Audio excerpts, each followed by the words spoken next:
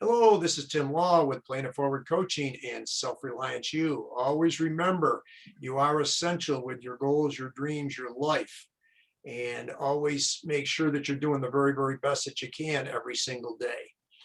Big thank you to all the people that have, signed up for this channel, Planet Forward Coaching. Much appreciated. And also, a great quote that I like to use is, whatever your mind can conceive and believe, it can achieve. And I'm really, really elated this evening to have a guy who I've had a huge respect for ever since I met him, the state champion volleyball coach at Northeastern, and Coach Matt Wilson. So, Coach, take it away and let's hear your story, and then we'll do some Q&A here, sir. Sure. Well, I appreciate the introduction. I appreciate the opportunity. So, not sure where I want to start. I don't want to bore anyone with my story, but I'm originally from the Northeastern High School, Manchester, PA. Grew up here locally.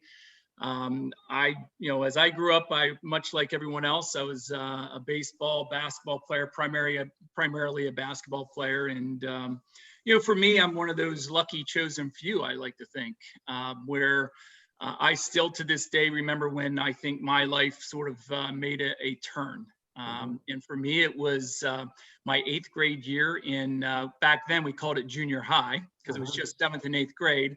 But in today's world, we would call it middle school. But, I remember we used to have a class called Boys Club. And we play, ping pong and basketball. And, there was a meeting and the meeting was, hey, for anyone interested in coming out for boys volleyball, meet downstairs at the end of the day and after school. And for whatever reason, something called me to that meeting, and a few of my friends and myself, we went downstairs into the lobby in the junior high, and that lobby is still there. And every time I walk into that lobby, I still get that same feeling, which was the day that a man by the name of Tom Beekler walked into my life. And those that don't know Tom Beekler, he's a great man. One of, I always say I have a Mount Rushmore of coaching. He is certainly on that Mount Rushmore of coaching for me. And Tom Beekler stood in front of us. Some people were probably there just to get out of class, and others were there like myself to sort of felt like something was going to happen. And what happened for me was an introduction to a sport that transcended the rest of my life.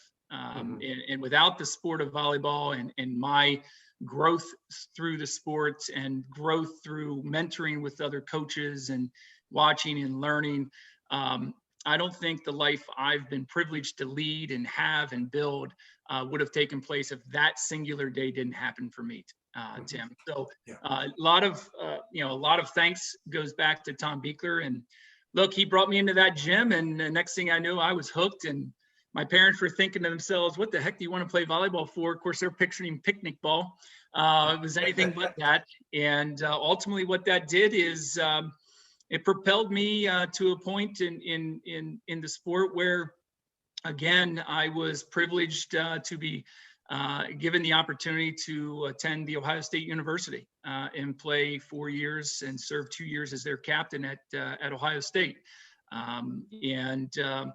Again, a second man in my life, Pete Hansen, who was my coach, and he was there for over 35 years.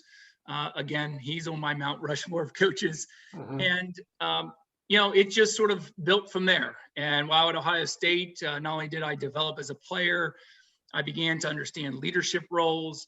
I began to understand, business principles. A lot of my life, I like to think I'm extremely successful in my professional life as well. But, all of this has been built around a sport, around athletics, and my family today.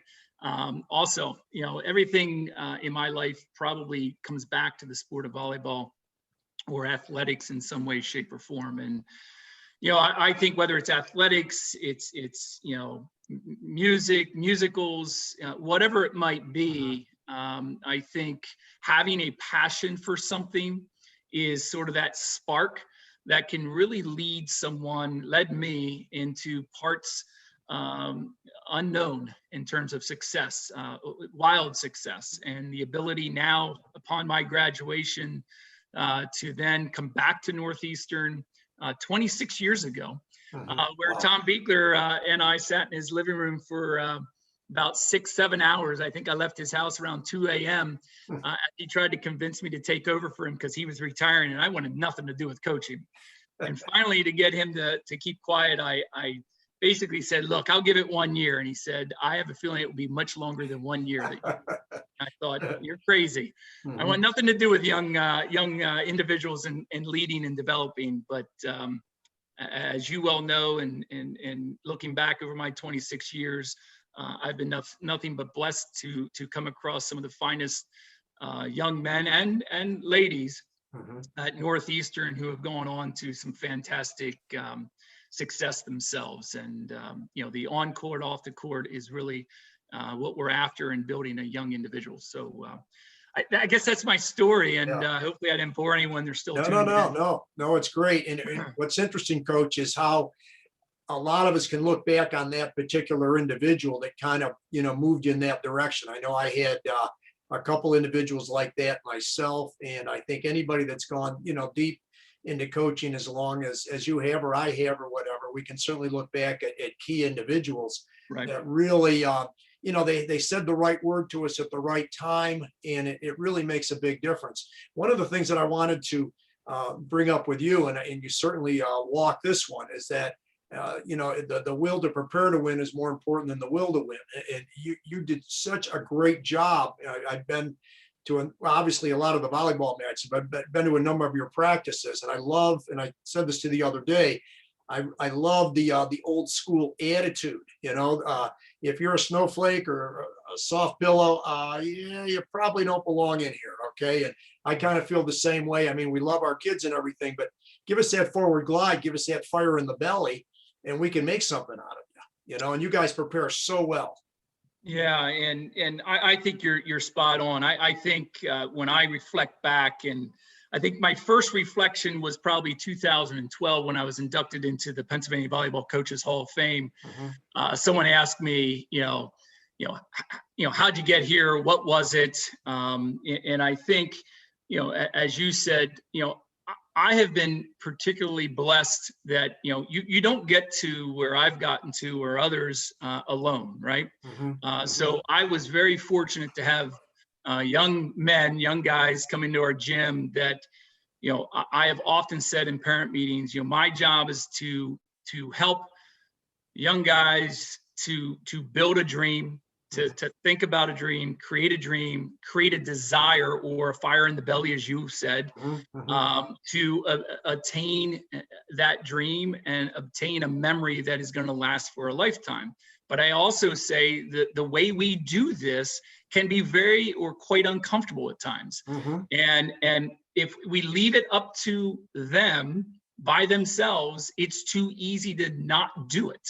Yes. And I think as we've gotten, further down the line, there's so many options for young individuals nowadays, whether it's gaming or whatever, really pushing or giving that nudge constantly, and always be there and consistent with the discipline. And I always say, I'm going to be your harshest critic, but I'm going to be the biggest fan. I'm going to be the first one to tell you did it correctly. Right.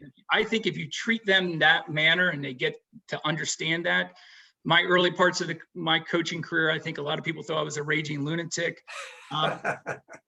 Ironically, though, my players, I think ultimately did not. Those first few years when we weren't super successful, those guys still to this day reach out to me for advice or whatever it might be. But I think we did it right. I've gotten better. I like to think I've gotten better and more balanced. But I still believe that old school mentality of discipline and just raw motion, from time to time, still has a place. And as you said, if it's not for you, it's not for you. We're pretty black and white in terms of here's what we're after and here's what we're looking for. And if you do it this way, it tends to lead to a lot of success. Yeah. Well, and the life lessons that the kids pick up, Coach, are absolutely priceless. And the idea of, pushing yourself, get out of your comfort zone, be able to, go the extra mile, all these different traits, being able to work as a team. Yeah. Doing all these different things is so important, life lessons going forward, because you're going to have to work with people all the time. And my mindset is I kind of look at the world and everything through a team. What can we do to make Northeastern better? What can we do to make, my tennis, my girls or guys team better? What Yeah. can you do to make your volleyball better? And I also try to reach across the coaches like yourself, Coach Eister, Coach Paulson, Coach Shapansky, Absolutely. Coach Rusty, the whole group of them to, try to pick their brains a little bit. Yeah, yeah, and I think if you look at, and I'll just use Northeastern right now, I think we have been, we're in a really good spot when you look across the sports. I think there's a lot of coaches who really genuinely care, and it, winning's great and all of that, but I think if you start out with that, just having genuine care for your player, the health of the player, just like tonight, we backed off practice a little bit. I wanted to go hard, but when you see someone with a nagging injury, you've got to be a little smarter about that. Yeah, I think we're blessed with some really fine coaches at Northeastern right now. And you're a good example of that with the tennis and the massive success that you've had. And now that is becoming a sport with a level of expectation. But you took a vested interest in those kids, the boys and the girls team, and just how quickly that turns. And I think that, you have the passion, and I use passion. I think it's one of the biggest ingredients to success. But, as you said, I've never done really anything really well by myself. Yeah. I've always prided myself. And I said, the smartest thing I always have been able to do is I surround myself with really great people. If you look at who I surround myself with, you've got a great staff, Coach. Oh, sure. George Miller, who has served, it's over 20 years now with me. He's technically considered a JV coach, but he is a co-head coach. He's been with me through this, and he would help, the blueprint of getting this program where we are. How many coaches would look if they were to pick 4 individuals to be on that Mount Rushmore coaching? George Miller's on mine. That would probably surprise some people, but George Miller is absolutely on my Mount Rushmore of coaching, and for various reasons. And, he doesn't get a lot of the hoopla, the accolades. He's comfortable with that. But without a George Miller and his level of passion and his level of vested interest in our program, Matt Wilson doesn't exist in doing this call today. I'm firmly a believer in that. So, surrounding yourself with really great people or smarter people that love to collaborate, there's your success. Yeah, totally. And we're also blessed with a great, overall administration. Ryan Stevens, I know you guys go back a number of years together, and I've heard some of the backstories, Coach, which we really can't mention here right now. I'm just teasing you.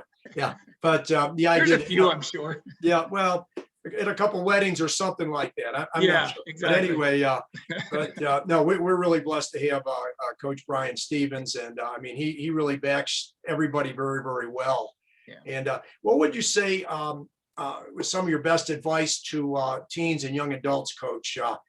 Coming up through, because again, I'm a big believer in what you already said: sports, band, music, extracurricular. Do something where you're creating value for your school, because our whole life and when our job and career is about, creating value for others. Absolutely. I think, not just having passion and searching for people that you should surround yourself with, but I think, you said something earlier that resonated with me. Put yourself in an uncomfortable position.